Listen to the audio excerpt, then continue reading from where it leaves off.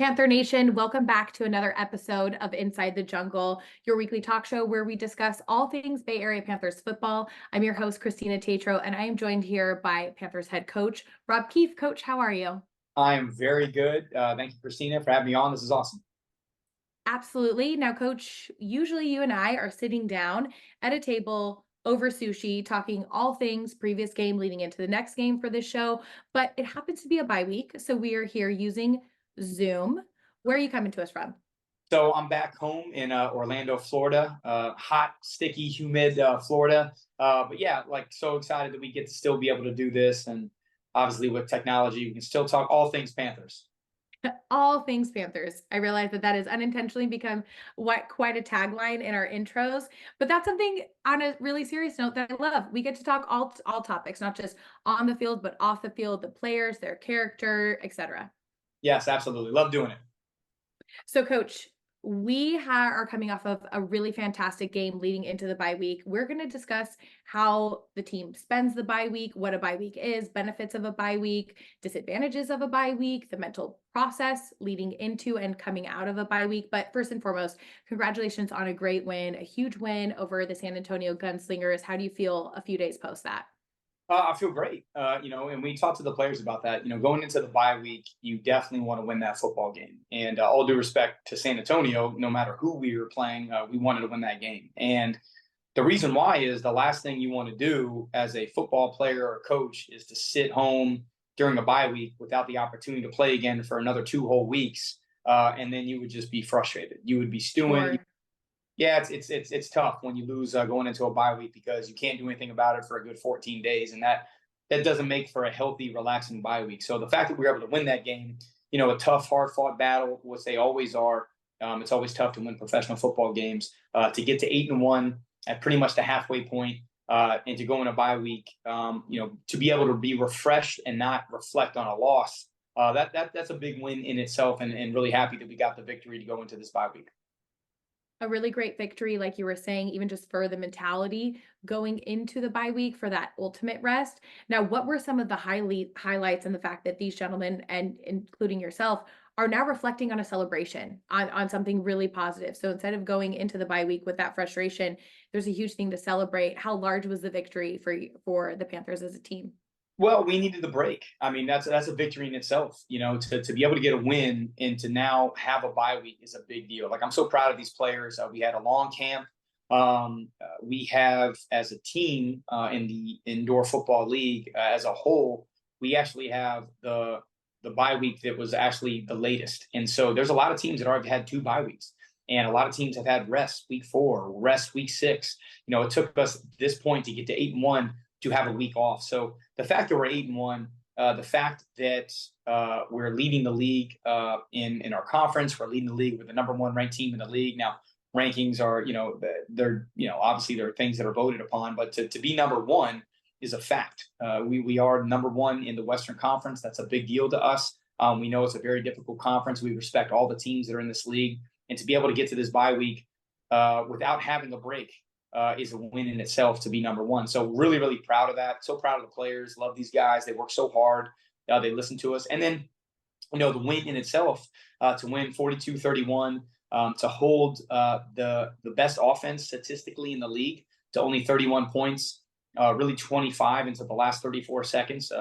Almost threw my headset on that last one there, but controlled myself. Didn't want to give up that last touchdown. But, to hold the 31 points and to hold pretty much arguably statistically the best quarterback in the league to only 3 touchdown passes, under, 175 yards passing. That's a big deal. And we feel really proud about that. Great to put up 42 points. Our offense really stuck through it. A couple of hiccups in the road on both sides of the ball, but that's professional football. It's not always going to be perfect, but really proud that we came out healthy, and proud that we got to 8-1, and proud that we were able to win at home. And really, that was the first home game that we had since a loss at home versus the Las Vegas Nighthawks. So Right. proud that we were able to bounce back. And so we're on a 3-game win streak. That's a big deal in itself. And just happy that we're at this stage of the season at the number 1 seed and looking to get even healthier. Now, you mentioned the Vegas loss, that being the very last home game up until this most recent play, this most recent game against the Gunslingers. What were the differences between the two teams that you had on the field there? Well, look, I'm never going to be the one to talk about health. I don't think that's ever going to be a crutch. No pun intended there. But like, I'm never going to sit here and say, oh, well, the reason why we lost is because Vegas caught us at the right time. We had three guys Mhm, going into that game, which was unfortunate. They have come off suspension since that game, and big reason why we're winning football games. We were getting to that point of the season where we were pretty banged up, but mhm, again, like it's still it's still something that you just have to deal with. Everybody deals with it in this league. There's a very small roster size in this league. mhm, I wish we had 50, 55 guys on the team. I would love that, but you just don't. 28 to 30 something at most, depending on who's healthy, who's not healthy. And so you just have to, play, between the rules accordingly. And Vegas was the better team that game. They really were. Any team that wins, in my opinion, is the better team. And so they were the better team that day. Tip their hat to us, and they kind of woke us up. I think it's something that we needed. We're not untouchable, that anybody at any given time can beat you. And so we've really taken that to heart. Got back to work, and then we beat some really good teams on the road. I mean, we just finished with, wins versus Northern Arizona, wins versus mhm, Arizona, mhm. San Antonio. Those are three really good teams that all possibly have an ability to be in the playoffs. So, yeah, proud, of that. And, proud that guys are now that were once beat up, and unhealthy are now, getting back, on the healthy kick. And that's a testament to our athletic trainers, our strength and conditioning coaches, our massage therapists, chiropractors, team doctors. I mean, we have a A lot of people. collective team. That's what it's all about. I mean, if you're going to be a professional organization, regardless of the league you're in, you have to take care of your players because they're the product at the end of the day. But also, too, you want to, and they deserve to be the best product that they have to be on the field. And once we get everybody healthy, I think we're going to be a very, Now very you were scary team. mentioning that small roster size. I would assume that's why the depth of the bench is so important and the depth of all of the players, um, all being a first string, if you will, is so important in recruiting. Yeah, for sure. And so, so every position battle is different. For you have two quarterbacks. Well, if one goes down, you don't really have three on the roster, so you'd have to pick up the phone to make a call. You have two running backs. If one goes down, you have to pick up the phone to make a call. From a receiver standpoint and a defensive back standpoint and an offensive line and defensive line, there's certain positions where you have a lot of guys, but still, I mean, everybody's pretty much one person removed from playing. So, for us, even in camp, I don't believe in what they call camp bodies, just guys that come into practice, get beat up, and then you cut them. We fully expect that everybody that we sign has the ability to be a starter. I wouldn't bring anyone in here that I didn't think couldn't be a starter. I think that's unfair to the player, and I think that's unfair to us. I really do believe that competition in practice and competition, on a daily basis, no matter what you're doing, whether it's in the weight room, in the film room, in the walkthrough, uh, you know, Mhm. portion of the practice, whatever it might be, we're always competing. And there's always a way that you can figure out for that particular week who's going to be able Mhm. to go. But if somebody's, not healthy, well, you have somebody right there that can pick up the ball and continue to move it forward. And so, Right. that's all about the depth. And so we feel really good about the team that we have, really proud of the players that we have. And, the guys have stepped in, accordingly, and they've done their job. And I'm really proud of that. Now, the interesting thing is when everybody does get healthy, well, who's going to now be the starter? And so that's where you start to now really have some serious competition when guys start getting healthy and everybody's healthy at the same time. Last few questions on the most recent win. And so, with those three players who have since returned, what was the energy like having them back and in playing shape, uh, in able to perform, and also to see where the team is? Did that change the atmosphere at all or the culture within the locker room? Yeah, for sure. Sometimes when a guy's hurt, I'll take me for example. I'm a very high energy person, and if I was like this when I was on the field, probably more intense, more energetic. And if I wasn't on the field, well, yeah, there'd be a drop of energy. If the person that now replaces me doesn't have the same kind of energy, doesn't mean that player's not as good. But sometimes when you miss certain energetic people, Mhm. or vocal people, that's another good one. That sometimes you'll have a vocal leader that is unfortunately not playing because of injury, and then maybe it's a little bit quiet out there. And so, yeah, sometimes those things dip throughout the season, and then somebody has to now pick up the reins and become the vocal guy. Somebody has to be the energetic guy. And so they're really learning from that. I teach them all about those things, and it's not false, it's not fake if somebody now has to pick up the slack. It's just part of being on a team. And so, yeah, Mhm. having Joe Fouché back out there and Morris Joseph back out there, those are guys who are very loud, energetic, rowdy people. And I like those kind of people. And, and those are the kind of guys that can bring you that energy. And they immediately impacted our defense. Our defense had an amazing game. We had, I think, maybe 6 to 7 total stops. Which is a really, really big deal when you're going against, especially the number one offense, who, they were averaging 56 points a game. And so, their quarterback was coming off offensive player of the week.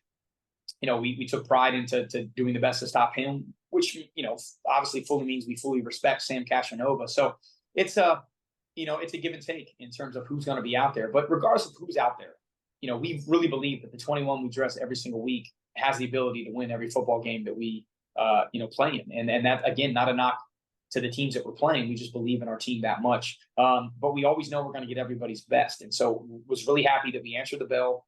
We're really happy that we stepped up to the plate, whatever cliche you want to use. But it was cool. And again, we're only getting healthier. Coming back off this bye week, which is a much needed rest. I needed a break as well. I'm not going to lie about that. You get your 8-9 hours of sleep, you get in the pool, you get in the gym, you eat good food, you can kind of mentally just kind of break away, which is, I think, healthy in any profession. And then we're going to come back refreshed and rejuvenated and ready to go. And, we'll have a tough backstretch, but we're going to be prepared for it.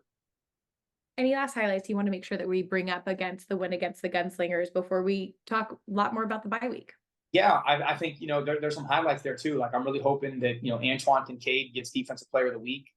He had, I think, 10.5 total tackles. He had an interception. He had half a sack. He had a tackle for a loss. He had a couple pass breakups. He was all over the field. That's a stat line and a half. So, it was great again. So we're talking about guys coming off suspension.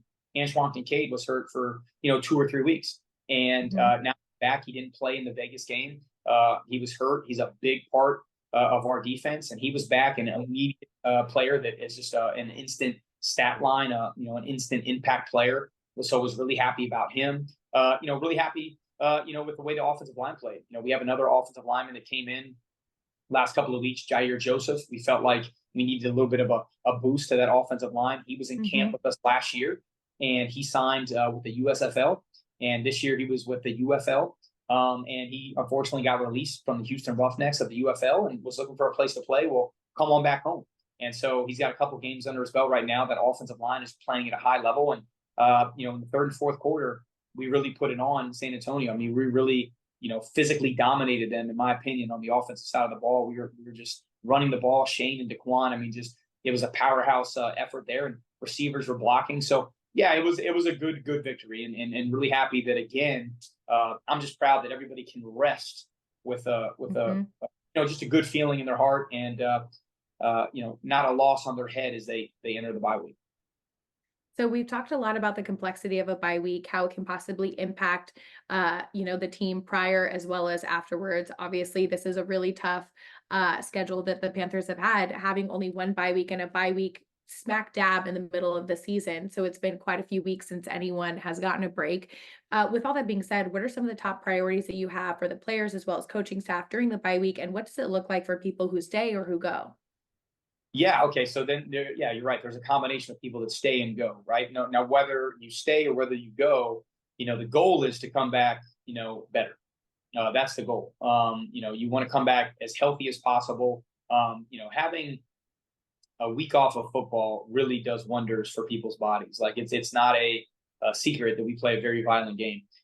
Even as a coach, you'll hear coaches, their backs and their feet hurt, they're stressed out, they work long hours. Everybody is dealing with something right now. Our athletic trainer, he puts a lot of work in. Everybody needs a break, and there's nothing wrong with that. That's why there are these bye weeks the way they are. I don't see during a 16-game season how you can go through a season without having a bye week. So in every professional level of football, there is a bye week. And so you need this bye week. Well, what you do, whether you stay or you go, you're just completely rejuvenating. And what does that mean? Like, you're getting in the gym, it's low impact weight, you're stretching, you're hydrating, you're in the pool, you're in the hot tub, hopefully have the opportunity to get a massage. You're seeing the chiropractor, you're seeing our, athletic trainers. You're doing the rehab that's necessary to get your body back for the back half. And that's me included. I get probably 3 or 4 hours of sleep, 5 to 6 days a week during the regular season. And so now, already, I mean, I slept the other night. I mean, I was 10, 11 hours. I mean, I needed it. And, my body needs it. Especially people that are, you kind of break down, and you can see it in the NFL too. Like it's almost like a presidential pitcher, right?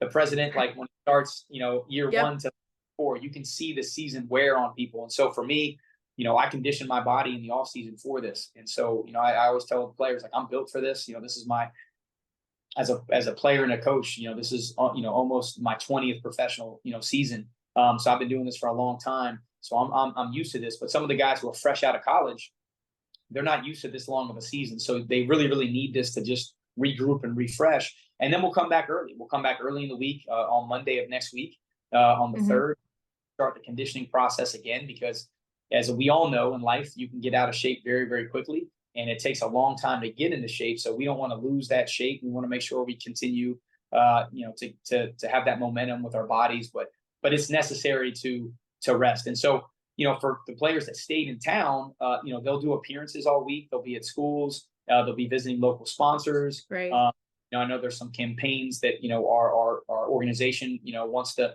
have them involved with, which is cool. So they're here. They're going to be engaged. Our athletic trainer is here to still help them. They're seeing the chiropractors and the massage therapists. They're using all the pools at the apartment complex that we have available to them. So just getting their bodies back. And then for those who go home, hey, it's always good to get home cooked meals and to relax and to be around, and mom and dad, and to remember why you're playing. And then everybody will arrive back probably Sunday night on the 2nd, and then we'll get back to work on the 3rd. And before you know, we'll be playing a Tucson Sugar Skulls team that will be coming to play us here very shortly. Now, you mentioned the years of experience you have as both a player as well as a coach in the professional realm of football versus, those gentlemen right out of college. How do you use that sage wisdom you have, not just in this league, but also in this sport, to really encourage the team, especially in a bye week? How do you encourage them? How do you encourage them when it comes to rest outside of the physicality? Yeah, I just think like any older person, I'm at that stage where, like, hey, am I the dad? Maybe not yet, but maybe I'm the cool uncle to the guys. We always kind of joke about that, the older brother, of it. But just I impart as much wisdom as I have on them, and they trust us. They know that I know what I'm talking about. They know the coaches know what we're talking about. I think we have a really good coaching staff that has been there, done that before. And so for us, it's, let's just teach them. Let's just talk about it. And I'm not shy about the transparency I have with the team. I mean, I learned how to be a coach from being a player in rooms with good coaches, and I just watch. And just like a son watches a mom or dad, or a daughter watches, whatever it might be, like you're literally watching do it in front of you. And so I try to just be as transparent as possible, break down things to them. I'm very visual, and I put things on the board. And but also too, it's constant communication. So we text message them a lot. We always send out links of things of what they should be watching or what they should be doing. And so I'm really proud of that. I'm proud of the communication that we have with the players. They know everything that is expected of them. I think we have great culture. I think that's a big reason why we're 8-1. The players have bought in, and if the player hasn't bought in, the player wouldn't be here. I mean, that's just how it goes. I mean, if a coach didn't buy in, a coach wouldn't be here. Everybody is bought in. Everybody's on the same goal. And I get really emotional when I talk about that, because now it's at the stage where, like, culture is set. We work on our culture every single day, but it is getting better every day. And to be 8-1, that's something, again, we haven't won a trophy yet. We haven't won a ring. There's no banner drop right now, but it's a good point to be in, at the bye week. And I know guys are going to come back excited, because now you're on the back half, and you're going to start positioning yourself for a really good playoff seed, and it's going to be fun. You just mentioned the culture and getting emotional around the culture that is set with so much hard work that everyone's put into it. How would you describe the culture of the Bay Area Panthers that you guys have worked so hard to set in stone? Yeah, well, I mean, for me, I believe in servant leadership. That's just something that is, that I took from my parents, my father, but both civil servants. My mother in the educational world, my dad in the government world. Literally, everything they do is for other people. And I really believe in that. And I don't think you can be a good coach at any stage of or profession, amateur, whatever, with any sport, unless you really care about the people that are involved in the process. And so we care about these players full heartedly. I care about the coaches. I care about everybody in the front office. I'm going to do whatever it takes for us to get wins. And really, what that means is you have to set a really good culture. And so for me, the culture set by really doing whatever it takes to win. And so for me, if that I'm not, nothing is beneath me. And I think that that's something that I really have taught the players, whether it's me carrying a water bottle, whether it's me carrying a bag to and from the airport, whether it's me running out and grabbing the breakfast for the players in the morning, whether it's picking up a player from the airport, whether it's helping move furniture when a new player is moving into the apartments, whatever it is that who's to say that that's not a head coach's job? And so when you get a lot of like-minded people around that, it's almost like, police officers or firefighters or, people in the military. It's just like, hey, whatever it takes to get this job done to make sure that everybody's safe, that's what we're going to do. And so I really believe that. I really believe that the better environment that we have and the better work ethic that the Mhm. player coaches have, well, the players then say, hey, if I can just be the best football player that I can be and everybody does their Yeah. job level, now you have a system in place where everybody knows that their part also means something too. And so, and then that too, I think when it starts with the vetting process of who we bring in here, we bring Mhm. good people. The Mhm. players are very, very intelligent, articulate, heartfelt, hardworking people. And we really make sure that we have a good group of guys. And then again, it spreads through the community. The community starts to grow. It all starts with those first phone calls. And so, I really believe that. But our culture is great. I mean, it's literally everybody doing their job at a high level with others in mind, and I really appreciate that. And the guys understand that it's the ultimate team sport. And there's no I in football. I mean, literally, you have to snap the ball to someone else. You have to throw the ball to someone else. I mean, you cannot do this by yourself. And they really take that to heart, and they believe in each other, which I really love. Well, it's pretty true that that culture is playing off, is really paying off on the field, obviously, with our record. And we come home from the bye week, we've got a big push to playoffs. We're not just in the second half of the season, we are well into the third quarter. What does that push look like into playoffs? Well, and now, okay, so now, as we're talking about culture, as we're talking about how proud we are of everybody, and hey, we're 8-1, bye week, awesome, cool. Well, again, it's not over. And so now it's you have to continue this. And so that's what being a professional athlete, being a professional coach is. It's about consistency. And okay, cool, we're taking a break right now, and you need it. And then that is something that you should appreciate. It's okay. I think everybody in any profession, it is okay to take a break, right? It's okay to get refreshed. But then when you come back refreshed, much like students coming back after the winter break, it shouldn't take you 3 weeks to get back in the routine of being a great student. Like, we're going to start being great students and great athletes like the minute we step back into the classroom. So we have to make sure that we're going to get everybody's best. Everybody knows that we're the number one seed. Everybody knows that we're a good football team. Everybody knows that our players are well coached. Everybody knows that we have great players. So it's targets on our back. And so how are we going to respond to that? And are we going to practice like the champions we want to be, or are we going to sink to a level of complacency? And so my job is to make sure that complacency doesn't set in. And I think when you see some success, and when young people see, they start reading what they call the press clippings, you start believing in the hype, you start chilling Mhm. out. So for us, we're always going to be the hunted. So we always have to make sure that we're swimming accordingly, and we always have to make sure that we're setting the pace. And I want to be the pace setter. I don't want to be chasing, and I don't want to slow down at all. So yeah, so I have my ways of keeping everybody, on their toes, and whether it's bringing new players in, or whether it's changing the roster up, if I need to change the roster up, whether it's doing certain things in practice where it's creating competition or making it known of who's on the bubble or what I expect. And that doesn't mean I don't love everybody.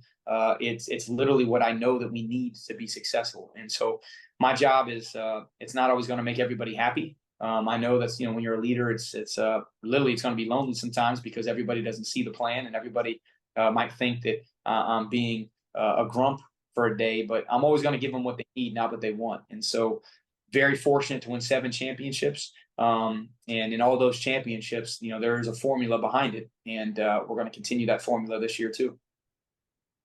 Now, in this whole formula that you have set, what would you say is the ultimate goal outside of a championship? Well, I think for me, I tell the players too. I tell them every day. Like my job is to help them get to the highest level possible. I want them to have a career in football, whether that's a player, whether that's a coach. I want them to be the best people that they can ultimately be. I think as a coach, you're missing the mark if you don't make people better. Now, is it my job to create the greatest human beings ever? Like, oh no, okay, I'm just a football coach. But if I can impart some wisdom to make them better people and better people in the community, like I'm proud to say that I do try to do that. But at the end of the day, I really want them to get to higher levels of football. I want them to be able to make a career out of this monetarily. Our players, aren't making a lot of money, but at the end of the day, they play at a high level. This is a very, very good football league. The indoor football league has a lot of great talent, and I want to help them continue and progress in their career. And then for me, I think a win is in terms of the organization. Like we want to put the best organization forward we can for the community. I want this place packed out. I want it to be a profitable business. I want to make sure that the sponsors are fulfilled. I want to make sure that we have great community support because we're supporting the community. I want this to be a staple in the Bay Area. And I think we're growing and I think we're getting to that point, and I'm excited to build this. And so, yeah, there's a lot of things that I have goals for this league. But when it comes to the football side of it, yeah, you want to win a championship, you want to be the best. But there is, a formula to it in that sense too, of like, how also can you be the best? Hey, have great people, move them up to the highest level possible, have, packed houses every single night, have the players involved in the community as much as possible to give back in the way that we can, and just, spread good community love and cheer. And I think that's what it's all about. Coach, thank you so much for letting us dive so deep into that, especially knowing that we don't have a game coming up this weekend. Still really wanted to use this time during Inside the Jungle to get to talk about these more evergreen topics, more in depth that we don't get to often because we have so much to hit. Speaking of our games, that we are always reviewing, of course, looking forward to the next week. And so we've got a few more questions. We've only got about 5 more minutes here, but some things that we'd love to talk about is really the uniqueness of the IFL. You were just mentioning, there's so much talent here. What do you think is something, first of all, what do you think is something so unique to the IFL that many don't know, or that is a constant question that you're getting about the IFL as a coach? Yeah, I think for people that don't know about the indoor football league, it's been around for a while. It's been around for a considerable amount of years, which I'm really proud to say. And I think that's why for me as a coach, I love the stability of the indoor football league. I mean, there's 16 teams right now in the indoor football league. It's growing. There's teams that are coming in next year from an expansion standpoint. And then when you look at the players that are involved, there's a lot of players that make it to higher levels of football from the indoor football league. We had 14 players last year on the Bay Area Panthers, whether they were contracted before the during the season or after the season, that made it to higher levels of football. Like that tells you the type of quality of player that's in this league. We have a lot of guys on our team that are from the SEC.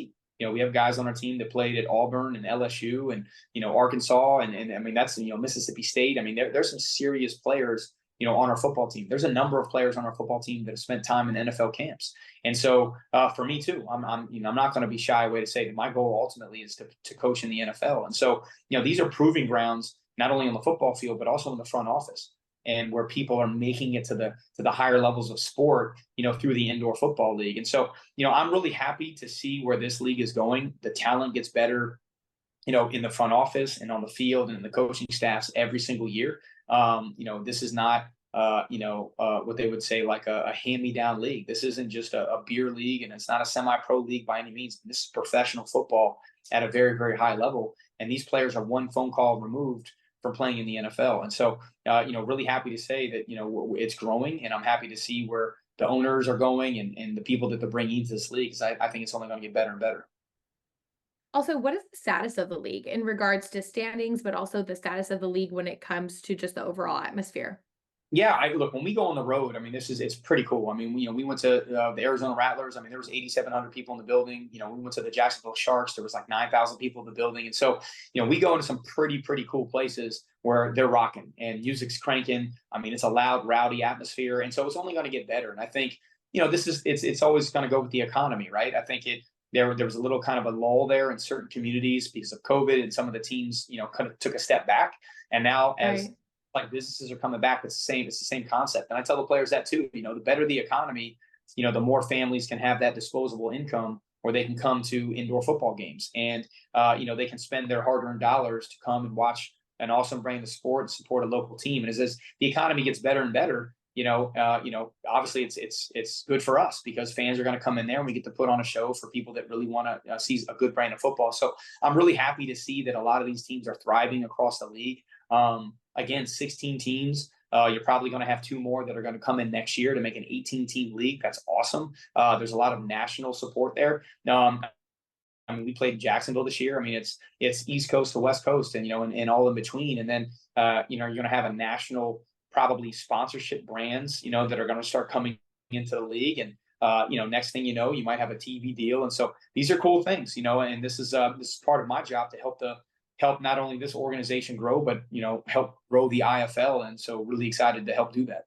Coach, thank you so much. Just getting this insider information is such a privilege for everyone. And I know that our fans just love the fact that you make yourself so accessible to be able for them to ask questions directly to you as a coach, as someone in the IFL, and as a mentor to these men, especially the men in the Bay Area Panthers. So thank you just from us to you for also making yourself so accessible and letting us talk about this each week. Yeah, this is cool. I love this platform, and I appreciate you and all the hard work you put into this too. So, thank you so much on your side. Thank you. Absolutely. It's our pleasure. And just wanted to also give a thank. This week we are not at Sushi Confidential, but most weeks we do come to everyone while we are literally chowing down over dinner at Sushi Confidential. They've been a fantastic partner with this show as well. So huge thank you to Sushi Confidential and our fantastic videographer, Chris Gonzalez, which people are not seeing right now, but he is indeed on this Zoom call and will be helping us edit this to get it up online. But Coach, any last parting words before we log off as we allow you to continue your time in Orlando? Yeah, I think we have a home game stretch coming up, and so we'd love to have as many fans out there as possible. I mean, I really will say this every single week. Just keep supporting us. Obviously, with this great platform, BayAreaPanthersNetwork.com, BayAreaPanthers.com, all our social media platforms, and then buy tickets. Come to games. Bring your friends. I mean, I want as many people at those games as possible. Now, we've done a really good job, I think, as a team to really manage not only obviously getting to the bye week, but we've had a lot of away games. We have a lot of home games on this back, We do. and obviously, hopefully, playoffs. So there's going to be a lot of opportunities for fans to come out to games, and we want them there. So the next home game is going to be versus Tucson in 2 Saturdays from now. We want everybody out there and rocking and rolling. Coach Keefe, thank you so much. And we will see you next week on Inside the Jungle. See you next week. Thank you so much, Christina. Thanks, Coach.